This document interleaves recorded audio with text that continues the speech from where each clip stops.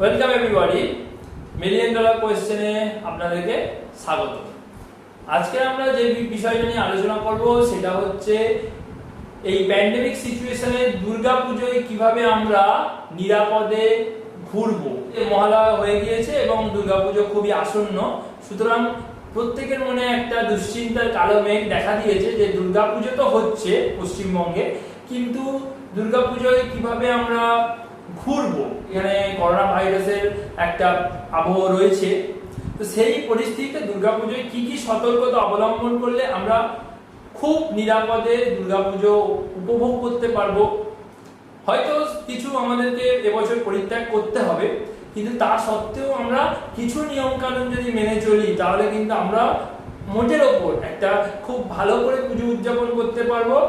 পশ্চিমবঙ্গ সরকারের তরফ থেকে একটি বেসিক গাইডলাইন দিয়ে দেওয়া হয়েছে, সেটা দেখতে হলে আপনারা নিচের লিঙ্কটা পেয়ে যাবেন, প্লিজ দেখে নিন। এখানে মাস্ক ব্যবহার করুন, স্যানিটাইজার ইউজ করুন, সোশ্যাল ডিস্টেন্স মেনটেন করুন, এরকম কিছু সাধারণ টার্ম ব্যবহার করে বলা হয়েছে।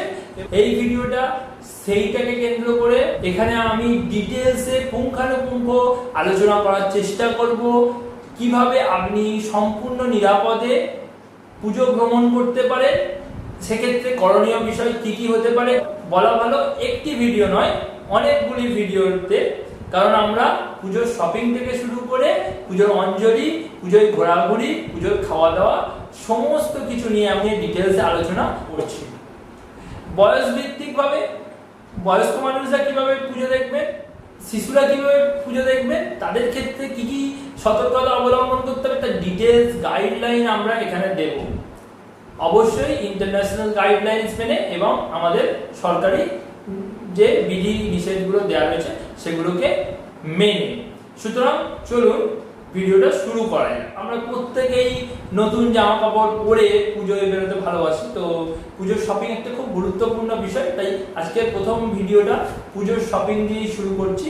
শপিং এ কি কি রদ বদল আনতে হবে সেটা তো আমরা বলবো, আমাদেরকে বাজার তো করতে যেতে হবে। সুতরাং বাজার করতে যেতে হলে সেখানেও নিরাপত্তা বজায় রাখতে হবে, সেটা নিয়ে আগে দু চার কথা বলে দিই। প্রথমত শপিং আপনারা অনলাইন করতে পারেন, সেক্ষেত্রে অনেক ঝুঁকি কম রয়েছে, কিন্তু অনেক মানুষ অনলাইনে শপিং করতে চান না বা পছন্দ করেন না, তাদের ক্ষেত্রে অফলাইনেও শপিং করতেই পারেন, কোনো অসুবিধা নেই। সেক্ষেত্রে কিছু নিয়ম মেনে চলতে হবে আপনাদেরকে।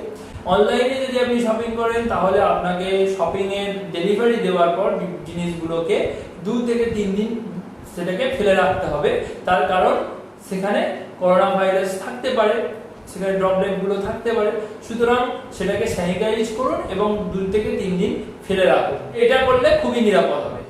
যারা অফলাইন কিনতে চাইছেন তাদের ক্ষেত্রে তারা মাস্ক এবং গ্লাভস আমি চাই ব্যবহার করুন, বেশি করে গ্লাভস ব্যবহার করুন, সেটা খুব ভালো। তার কারণ হচ্ছে, এক তো আপনি যখন দোকানে যাবেন কিনতে প্রচুর জামা কাপড় ঘাঁটবেন, যেগুলো এর আগে প্রচুর মানুষ ঘেঁটে গিয়েছেন, প্রচুর মানুষ সেগুলোতে হাত দিয়েছেন, সুতরাং কন্টামিনেশনের একটা বিরাট বড় চান্স থাকছে সেখানে।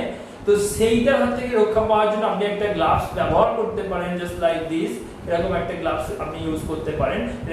এর পাশাপাশি আপনাকে যে জিনিসটা লক্ষ্য রাখতে হবে সেটা হচ্ছে যে আপনাকে বেশি সময় ধরে বাইরে ঘোরাঘুরি করা চলবে না, আপনাকে অল্প সময়ের মধ্যে জিনিসপত্র কিনে নিয়ে চলে আসতে হবে। এখন এটা পসিবল হয় না, পুজোর প্রচুর পরিমাণে শপিং করেন অনেক ব্যক্তিরা আছেন যে তাদের অনেক গার্মেন্ট শপিং করতে হয়, সেক্ষেত্রে 3-4 দিন ধরে আপনি যান, কিন্তু শর্টার ডিউরেশনে যান। এটা গবেষণায় পাওয়া গিয়েছে, আমি আগেই বলেছি যে বিজ্ঞানসম্মত কথা বলবো, একটিও নিজের মন গড়া তথ্য এখানে দেব না। বিজ্ঞানসম্মতভাবে বলা হয়েছে যে কম ডিউরেশনে যদি আপনি বাড়ির বাইরে থাকেন তাহলে আপনার করোনা ভাইরাসের হাত থেকে বেঁচে যাওয়ার চান্স বেড়ে যায়। তার কারণ যত লঙ্গার ডিউরেশন আপনি এক্সপোজ থাকবেন বাইরে, তত কিন্তু আপনার চান্স বেড়ে যায়। সুতরাং আপনি কম সময় ধরে যান এবং তাড়াতাড়ি বাড়িতে ফিরে আসুন। সেক্ষেত্রে এমন সময় নির্বাচন করুন যখন কিনা কম লোক যায়, অর্থাৎ আপনি পিক আওয়ার গুলোকে অ্যাভয়েড করুন, দুপুর বেলা বা একটু রাত্রের দিকে, এটাকে আপনি বেছে নিতে পারেন যখন অপেক্ষাকৃত কম মানুষ এই সমস্ত শপিং করতে চান, এবং একটু আগে ভাগে, এখনো প্রায় 20-22 দিন বাকি রয়েছে পুজোর, সুতরাং একটু আগে ভাগে আপনি যদি শপিংটা করে ফেলেন তাহলে সেক্ষেত্রে খুব একটা প্রবলেম হবে না, ভিড় খুব একটা থাকছে না। সুতরাং কম মানুষের সংস্পর্শে এলে, যত কম মানুষের সংস্পর্শে আসবেন ততই ভালো। সুতরাং আপনি মনের স্বাচ্ছন্দ্যে তাড়াতাড়িও শপিং করতে পারবেন আর ভালোভাবে। শপিং মলে যদি যান তাহলে সেখানে ব্লোয়ার চালাতে বলুন, যদি সেখানে এসি চালানো থাকে। তার কারণ হচ্ছে এসিতে ড্রপলেস সার্কুলেশন হওয়ার একটা বিরাট বড় চান্স থাকে। এবং পাবলিক প্লেসে যদি দরজা, সিঁড়ির বা টয়লেট ইত্যাদি কোনো অংশে আপনি টাচ করে থাকেন তাহলে আপনি সেগুলোকে অবভিয়াসলি অ্যাভয়েড করে চলার চেষ্টা করুন, টাচ করবেন না এই জিনিসগুলোকে। এবং যদি ভুলবশত টাচ করে থাকেন তাহলে যেহেতু গ্লাভস পরে রয়েছেন সেক্ষেত্রে আপনি নিরাপদে থাকবেন। তা সত্ত্বেও আপনি হাতটাকে গ্লাভসের উপর দিয়ে স্যানিটাইজ করে নেবেন, কারণ ডাইরেক্ট আপনি হাতে স্যানিটাইজার না করে গ্লাভসটাকে যদি আপনি বারবার স্যানিটাইজ করেন সেটা আপনার হাতের স্কিনের পক্ষেও মঙ্গল, উল্টে আপনার অতিরিক্ত নিরাপত্তা আপনি পেয়ে যাচ্ছেন। এটা কিন্তু একটু মাথায় রাখবেন। স্যানিটাইজার অত্যধিক মাত্রায় ইউজ করা খুব একটা ভালো নয় এবং আমি কখনোই এটাকে বেশি মাত্রায় ইউজ করতে রেকমেন্ড করব না, কারণ নতুন গবেষণায় দেখা যাচ্ছে যে স্যানিটাইজার খুব একটা সেফ নয়। বেশ কিছু প্রবলেম স্যানিটাইজারের সঙ্গে হচ্ছে এবং এই নিয়ে আমরা ডিটেলস ভিডিও এই ভিডিওগুলোর পরেই আনছি যে স্যানিটাইজারের কি কি প্রবলেম থাকতে পারে, বা FDA food and drug administration USA তারা কি রিপোর্ট দিয়েছে। বেশ কিছু গবেষণাপত্রেও এইরকম রিপোর্ট বেরিয়েছে। সুতরাং এই জিনিসগুলোকে মাথায় রেখে আমরা স্যানিটাইজার ইউজটাকে খুব লিমিটেড পরিমাণে করব, যে সেইটাকে আমরা মোকাবিলা করার জন্য আমরা গ্লাভস ইউজ করতে পারি।